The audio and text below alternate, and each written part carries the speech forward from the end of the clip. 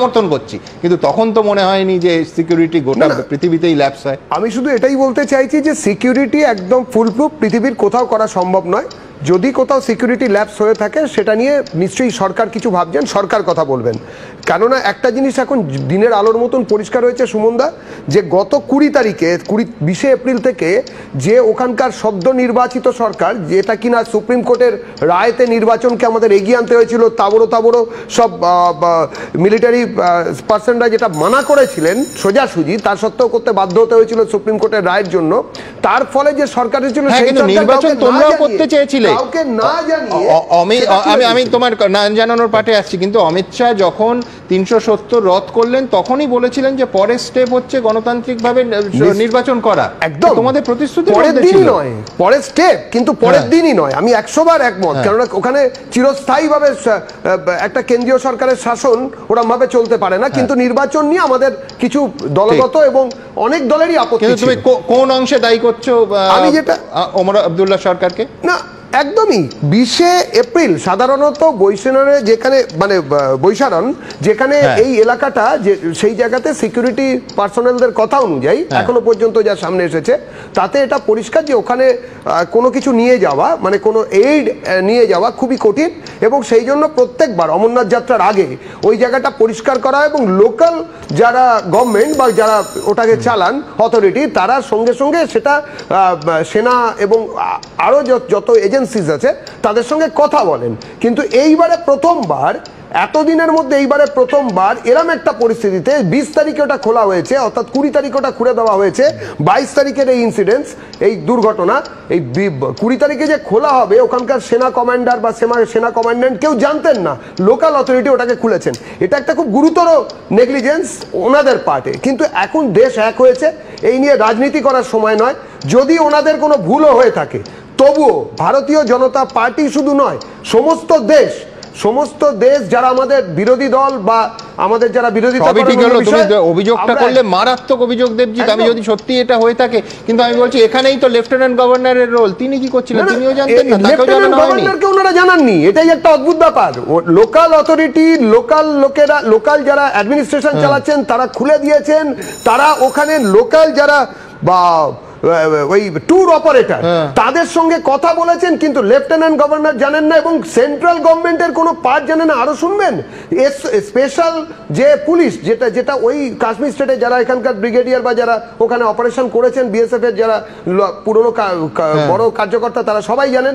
Special যারা police ওখানে ইয়ে থাকে, তাদেরকে, তাদের কর্তা ব্যক্তিরাও এটা জানতেন না। সেটা এখন ঠিক দেবজিৎ, কিন্তু এইখানেই আমার পরের প্রশ্ন, সেটা হচ্ছে এমন একটা টুরিস্ট স্পট যেখানে জম্মু কাশ্মীর সরকারি নথি অনুযায়ী প্রতিদিন 2500 মানুষ যায়, সেইটা খুলে দেয়া হচ্ছে। তোমার কথা অনুযায়ী, তোমার অভিযোগ অনুযায়ী লোকাল অথরিটি খুলে দিচ্ছে, কিন্তু আর্মি ইন্টেলিজেন্স জানে না। না, আর্মি ইন্টেলিজেন্স কি করে জানবে যে সরাসরি 2500 মানুষ যাওয়ার স্পট খুলে দেওয়া হচ্ছে? পাকিস্তান একটা রোগ স্টেট, এটা আমরা সবাই বলি, একটা দুর্বৃত্তদের স্টেট। কিন্তু পাকিস্তান শুধু একটা কোনো রাষ্ট্র নয়, এটা একটা মানসিকতা। পাকিস্তান আমার ঘরেতে এই এবিপি আনন্দের অফিসের মধ্যে বা অফিসের বাইরে কোথাও না কোথাও রয়েছে। পাকিস্তান এই কলকাতায় রয়েছে, খাগড়াগড়ে রয়েছে, এই পাকিস্তান মুর্শিদাবাদে রয়েছে, এই পাকিস্তান সর্বত্র রয়েছে। এইটার বিরুদ্ধে আমাদের লড়তে হচ্ছে বাইরে এবং ভেতরে, প্রত্যেকটা জায়গাতে। স্টুডিওতে নেই তো, বলা যাচ্ছে না, কি করে বলবো? আমি সেটাই বলবো, কি করে বলবো? এই আওয়াজ যতদূর যাচ্ছে, যারা দেখছেন তাদের মধ্যেও পাকিস্তান আছে। আজকে আমরা হাসছি, কিন্তু এটা ঘটনা সুমনদা। এই যে কেউ ভাবতে পেরেছিল যে চিহ্নিতকরণ করে করে এতদিন কি হয়েছে? ওখান থেকে টেররিস্টরা এসেছে, তারা ফায়ার করেছে। আজকে 7ই অক্টোবর 2024 ঢাকাতে হামাস মিটিং করেছিল, এবং তারপরে 26শে ফেব্রুয়ারি 2025 পাক অকুপায়েড যে কাশ্মীর, যেখানে ওরা রয়েছে, সেই টেররিস্টদের সঙ্গে লস্করে তৈবা, জামাতে মোহাম্মদ আর হামাস তিনজনে মিলে মিটিং করে। এবং এই মিটিংয়ে যে নতুন রেজিস্ট্যান্স টিআরএফ, যেটাকে আমাদের প্রতিবেদক যেটা বললেন, সেখানে এই ধরনের কথা হয়। এই যে চিহ্নিতকরণ, যেটা ওরা মানে ইসরায়েলে যেটা করেছে, এবং ওরা ধরে নিয়ে যেত, আমাদের হোস্টেজও করতো, আমার যত ধারণা ব্যক্তিগত, কিন্তু অতটা ডিস্টেন্স বলে ওরা ধরে নিয়ে যায়নি, এর পরের বার তাই হবে। ঠিক একই জিনিস তো মুর্শিদাবাদে হয়েছে সুমনদা, বাড়িতে হিন্দুদের বাড়িতে কালি দিয়ে দেখে দিয়ে যাওয়া হয়েছে, বেছে বেছে হিন্দুদের বাড়িতে আক্রমণ করা হয়েছে। এর জন্য কোন দল দায়ী কোন মত দায়ী সেটা বড় কথা। আমি বারে বারে বলতে চাই, পাকিস্তান একটা মানসিকতা আশেপাশে ঘুরে বেড়াচ্ছে। আমাদের শুধু ঠিকই, আমি দেবজিতের শেষ অংশের সঙ্গে একমত, কিন্তু মুর্শিদাবাদের ঘটনার জন্য যদি রাজ্যের পুলিশ দায়ী হয়, তাহলে এই পেহেলগামের ঘটনার জন্য কেন সেনা বা কেন্দ্রের পুলিশ দায়ী হবে না? নির্বাচিত একটা সরকার, নিশ্চয়ই মুর্শিদাবাদের ঘটনার জন্য যদি এখানকার লোকেদের আমরা জানিয়ে রাখি, জম্মু কাশ্মীরের পুলিশ কিন্তু লেফটেন্যান্ট গভর্নরের হাতে।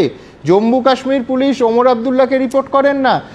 দেবজিতের একটা অংশের সঙ্গে আমি একমত যে দেখুন, বারবার এই পেহেলগামের ঘটনা কেন আমাদের মানে একেবারে শিউরে উঠছি আমরা, তার কারণ বহু সংখ্যার বিচারে বা বিভৎসতার বিচারে, নৃশংসতার বিচারে বহু জঙ্গিহানা এই ভারতবর্ষ দেখেছে, কিন্তু এইভাবে ধর্মের ভিত্তিতে হিন্দু বেছে বেছে হিন্দু নিধন, এই জিনিস আমরা কোনোদিন এর আগে দেখিনি।